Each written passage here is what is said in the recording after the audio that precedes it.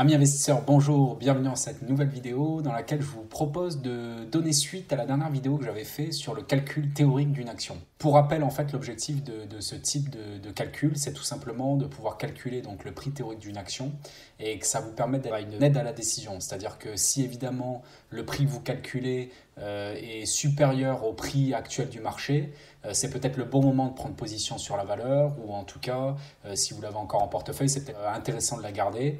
Et inversement, si le calcul que vous faites aboutit à un prix inférieur au prix du marché, peut-être que la société est du coup survalorisée, donc c'est peut-être si vous avez déjà la valeur en portefeuille au moment de la vendre, ou en tout cas ne pas prendre position sur la valeur. Évidemment, ça ne doit pas être l'unique source de décision, mais voilà, ça vous permet en tout cas d'être capable de correctement analyser la valorisation d'une société. Donc la dernière fois j'avais expliqué la première méthode qui consiste à actualiser les bénéfices futurs d'une société. Sachant qu'en fait la méthode c'est simplement d'analyser donc les bénéfices, les free cash flow de la société, d'en analyser donc la croissance potentielle, d'actualiser donc ces bénéfices et d'en déduire donc la valeur actuelle de la société. Voilà, sachant que ce qu'on avait vu comme conclusion, c'est que c'était une méthode qui d'un point de vue théorique était vraiment performante. Par contre que ça demandait quand même un certain nombre d'hypothèses, et notamment des hypothèses sur la croissance des bénéfices de la société, qui du coup avaient un impact très important sur le résultat donc, de la valorisation. Voilà, ça demandait quand même une certaine spéculation sur ce que pouvait délivrer la société à moyen long terme sur ses résultats. Voilà, donc là, dans cette vidéo, ce que je vous propose, c'est d'analyser la deuxième méthode qui consiste à faire une analyse patrimoniale de la société. Donc cette deuxième méthode est vraiment complémentaire à la première. Voilà, vous allez voir un peu les différences par rapport à la dernière vidéo. Voilà, donc déjà pour commencer, ce que je vous propose, c'est de vous expliquer le principe de la méthode. Ensuite, on verra deux exemples concrets sur des sociétés. Et enfin, on verra les avantages et les inconvénients de cette méthode, de cette deuxième méthode. Donc déjà sur le principe de l'analyse d'une valeur par rapport à son patrimoine. Contrairement à l'analyse via l'actualisation des revenus, lorsqu'on fait une analyse patrimoniale, on va vraiment se concentrer sur le bilan de la société, donc sur les actifs et les passifs de la société. Sur la dernière méthode qui consistait à faire l'actualisation des revenus, là on était plus sur une analyse des comptes de résultats et des flux de trésorerie.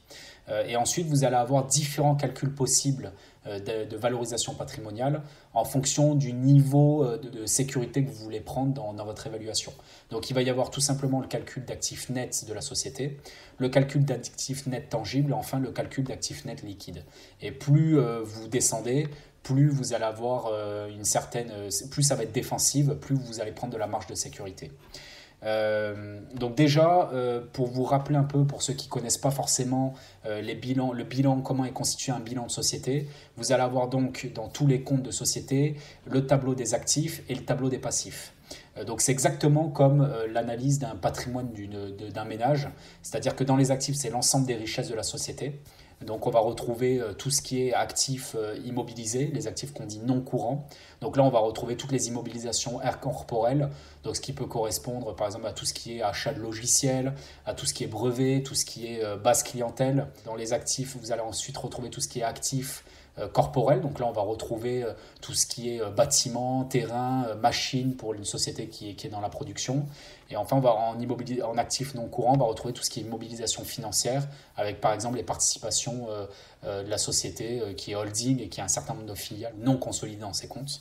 Et ensuite, vous allez avoir tout ce qui est actifs courants. Donc là, c'est plus ces actifs qui sont amenés à rester que temporairement dans la société, c'est-à-dire tout ce qui est stock en cours de production, créances clients. Donc ça, les créances clients, c'est lorsqu'une société vend un produit, en B2B en tout cas, elle est la plupart du temps payée avec un certain délai qui peut être de 30, 60, 90 jours entre le moment où elle livre le produit ou elle est payée. Donc là, on va retrouver effectivement les créances clients, ce que doivent les clients à la société. Donc ça rentre bien dans la case des richesses.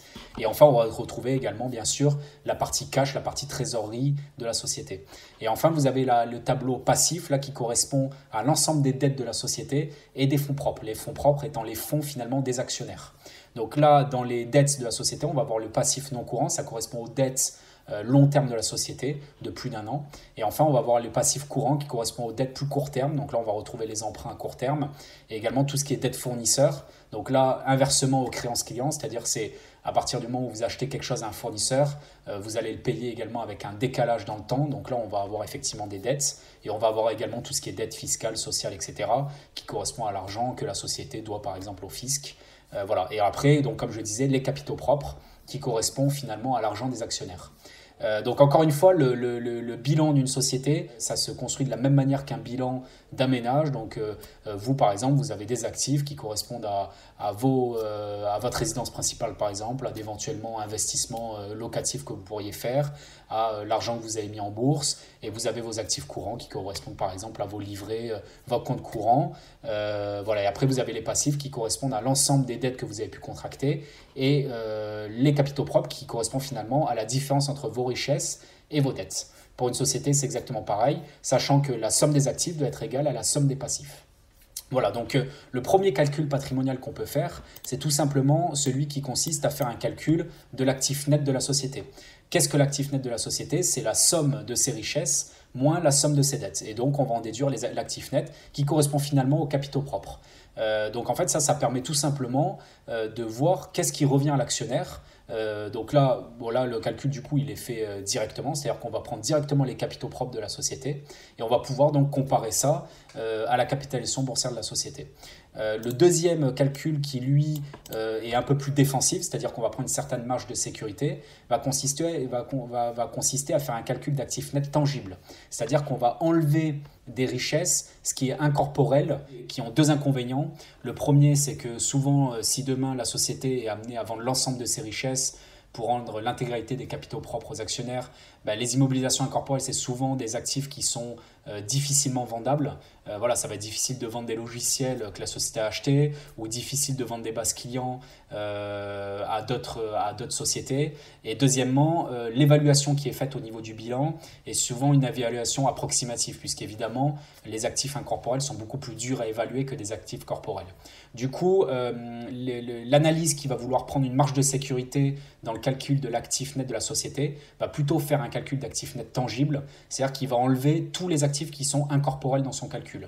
Donc ça va consister tout simplement à prendre l'ensemble des actifs moins les immobilisations incorporelles et d'en déduire également toutes les dettes, tous les passifs de la société. Donc au final, ça va revenir à faire un calcul de capitaux propres moins immobilisation incorporelle. Et enfin, le troisième type de calcul qu'on va pouvoir retrouver dans une analyse patrimoniale va consister à faire un calcul d'actifs nets liquides.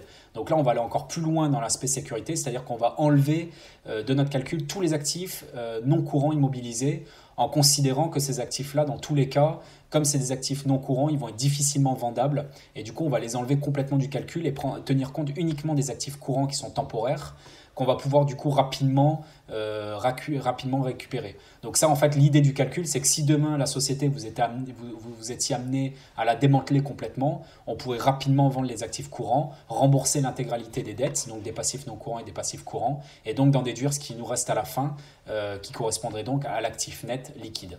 Voilà, donc ça, c'est trois niveaux de calcul, encore une fois, qui sont en fonction de la marge de sécurité qu'on veut prendre.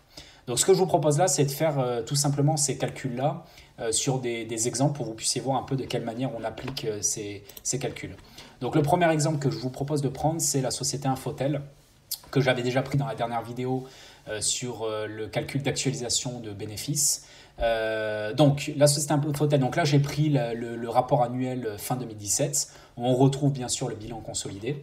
Donc vous avez le tableau des actifs, et vous avez le tableau des passifs. Donc on est d'accord que on a bien la somme des actifs est bien égale à la somme des passifs, puisqu'on a bien à la fin 160 millions des deux côtés. Donc pour le calcul d'actifs nets, on a tout simplement, le calcul est déjà fait, ça correspond, on est d'accord, comme on l'a vu, aux capitaux propres de la société. Donc là, on va mettre 81 millions pour l'actif net. L'actif net tangible, il va donc correspondre à nos capitaux propres, moins, comme on l'a vu tout à l'heure, aux immobilisations incorporelles. Donc pour Infotel, à quoi va correspondre les immobilisations incorporelles? Il va correspondre donc à ce qui est indiqué sur cette deuxième ligne, plus aux écarts d'acquisition. Alors le bilan que je vous ai montré tout à l'heure était évidemment un bilan simplifié, je n'ai pas mis toutes les lignes qui pouvaient exister, mais effectivement, les écarts d'acquisition correspondent bien à un actif qu'on retrouve dans le bilan et qui est bien un actif qui est incorporel. En fait, ça correspond tout simplement lorsqu'une société rachète une autre société, ça correspond à l'écart de prix d'acquisition par rapport au fonds propre de la société qui a été rachetée. Alors c'est un petit peu technique, voilà, mais là ce qu'il faut retenir c'est que c'est vraiment incorporel, donc on a à peu près 16 millions ici d'actifs incorporels. Donc notre actif net tangible correspond à 81 moins 16, on a bien 65 millions d'euros d'actifs net tangibles. Et enfin l'actif net liquide, donc là ça va, comme on l'a vu tout à l'heure, correspondre à la somme des actifs courants, donc 139 millions, moins l'ensemble des passifs. Donc là on va avoir 139 moins les passifs non courants à 3 millions, on va simplifier un peu les calculs, moins les passifs courants de 75 millions. Donc on a à peu près 60 millions ici d'actifs net liquides. Voilà. Et donc là, l'idée, ça va être tout simplement de comparer ces valeurs-là à la capitalisation boursière du moment. Donc là, si je regarde la capitalisation boursière actuellement, Infotel est valorisé aujourd'hui sur le marché 290 millions d'euros. Donc là, on voit bien qu'il y a un écart assez conséquent entre la capitalisation boursière et ce qu'on a pu calculer en termes d'un point de vue patrimonial. Donc là, comment est-ce qu'on explique cet écart-là ? Bon, déjà, d'une part, c'est peut-être que la société est assez chère sur le marché, mais la raison qui est plus légitime pour Infotel, c'est qu'en fait, Infotel, c'est une société de service, donc va avoir un bilan qui est quand même très léger, il n'y a pas beaucoup d'immobilisation finalement. Et finalement, faire un calcul patrimonial sur une société de service comme Infotel, ça n'a finalement pas beaucoup de sens. Et il vaut mieux se baser sur un calcul d'actualisation comme on l'avait vu dans la première méthode qui là est quand même beaucoup plus réaliste par rapport aux revenus, aux bénéfices de la société. Voilà, mais là c'était pour vous montrer un peu que cette méthode ne peut pas s'appliquer systématiquement. En tout cas, voilà, pour des sociétés de services, on va avoir un écart qui est assez conséquent mais qui n'est pas tout le temps justifié. Mais au moins ça vous donne quand même un prix vraiment défensif. Si demain la capitalisation boursière de la société était amenée à descendre en dessous, par exemple, des 80 ou des 70 millions d'euros, d'un point de vue patrimonial, ça commencerait à être très intéressant à regarder. Voilà. Maintenant, il n'empêche que la valorisation actuelle est peut-être tout à fait légitime, mais par rapport à l'autre méthode d'évaluation qui consiste plutôt à regarder les bénéfices de la société. Voilà. Maintenant, ce que je vous propose, c'est qu'on va faire le même exercice sur la société Renault. Donc là, j'ai pris de la même manière le rapport annuel de fin 2017 sur Renault. Donc on a bien les actifs et les passifs. Donc sur les capitaux propres de la société Renault, donc les capitaux propres par des actionnaires, on a 33 milliards d'actifs nets actuels fin 2017. L'actif net tangible, on va enlever, donc, comme on l'a vu tout à l'heure, les immobilisations incorporelles.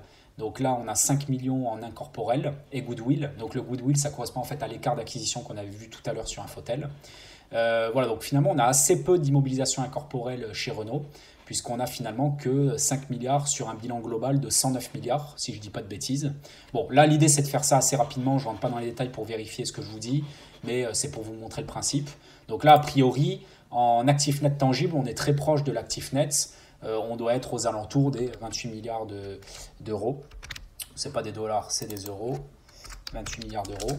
Et l'actif net liquide, donc si je prends le total des actifs courants, donc on est à 67 milliards, auquel on va enlever donc l'ensemble des passifs. Donc on va enlever moins 10 milliards de passifs non courants, moins 66 milliards de passifs courants. Donc là, on est à moins 9 milliards sur l'actif net liquide. Donc là, pareil, vous verrez, en fait, si vous vous amusez à faire l'exercice sur des sociétés, vous verrez qu'en fait, l'actif net liquide, il est souvent négatif. Et enfin, la capitalisation boursière actuelle de Renault. Donc là, on va voir de la même manière qu'on l'a fait pour Infotel. Donc actuellement, Renault est valorisé sur le marché 18 milliards d'euros. Donc là, en fait, qu'est-ce qu'on peut voir d'intéressant sur cette société ? C'est que l'actif net et l'actif net tangible sont bien supérieurs à la capitalisation boursière aujourd'hui de Renault.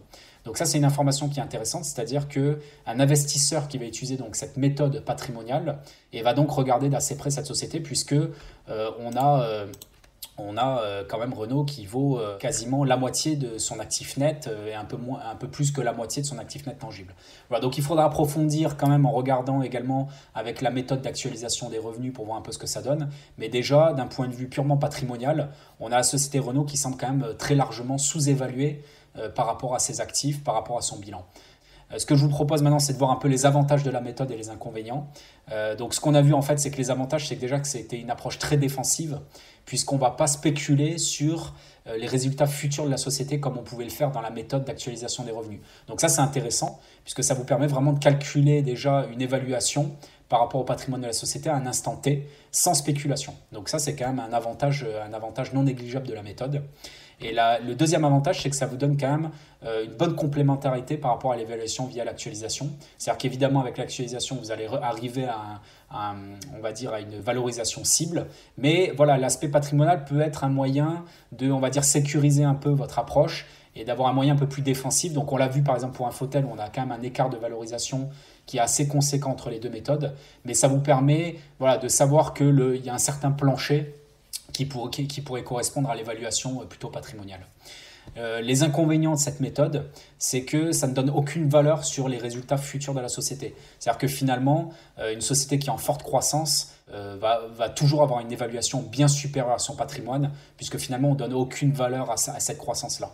Donc la méthode, elle n'est vraiment pas adaptée pour des sociétés en croissance, puisqu'ils seront systématiquement beaucoup plus chers sur le marché que ce qu'on peut calculer dans une méthode plutôt patrimoniale. Le deuxième inconvénient de la méthode, c'est que finalement, la méthode ne marche pas très bien pour les sociétés qui sont faiblement capitalistiques, comme on l'a vu par exemple pour Infotel. C'est-à-dire les sociétés qui n'ont pas de gros bilan, qui vont vraiment plutôt avoir une approche de service, ou des sociétés par exemple dans le logiciel. Voilà, c'est des sociétés dont la méthode patrimoniale ne va pas marcher, parce qu'encore une fois, comme c'est une société qui n'a pas énormément besoin d'actifs pour fonctionner, et ben, l'approche patrimoniale n'aura pas beaucoup de sens et ne donnera pas de bons résultats. Et enfin, le troisième inconvénient de cette méthode, c'est que souvent, ça va mettre en évidence des sociétés. On va pouvoir trouver effectivement des sociétés qui sont sous-valorisées par rapport à leur patrimoine net, mais ça va souvent être des sociétés qui sont peu rentables. Et souvent, en fait, le marché les sous-évalue par rapport à leur patrimoine net, puisque c'est parfois des sociétés même qui perdent de l'argent, donc c'est là où il faut être quand même assez prudent. Voilà. Mais il y a quand même un certain nombre d'investisseurs qui se basent uniquement sur cette méthode-là. Donc du coup, ça leur enlève quand même une grosse partie du marché, notamment de toutes les sociétés de croissance qui, encore une fois, ne rentreront pas dans cette méthode. Mais voilà, le gros avantage, c'est comme c'est une méthode qui est très défensive, ça peut correspondre à un certain nombre de profils d'investisseurs. Voilà, et pour ceux qui connaissent un peu les investisseurs comme Warren Buffett, le mentor de Warren Buffett, c'est Benjamin Graham, qui était vraiment un fanat de cette méthode-là et qui investissait uniquement sur des analyses de ce type-là, des analyses patrimoniales. Donc il achetait uniquement des sociétés décotées par rapport à leur patrimoine. Voilà, donc c'était vraiment sa stratégie, et ça a prouvé quand même, cette méthode-là a prouvé que ça pouvait donner quand même de très bons résultats. Voilà, écoutez, j'espère que cette deuxième vidéo sur la manière de calculer une action vous a permis de bien comprendre cette deuxième méthode. Voilà, écoutez, si vous avez des questions, n'hésitez pas à me les poser. Voilà, n'hésitez pas à liker la vidéo si elle vous a plu, si vous avez appris des choses, à la partager, évidemment à vous abonner si ce n'est pas encore fait, et puis je vous dis à très bientôt.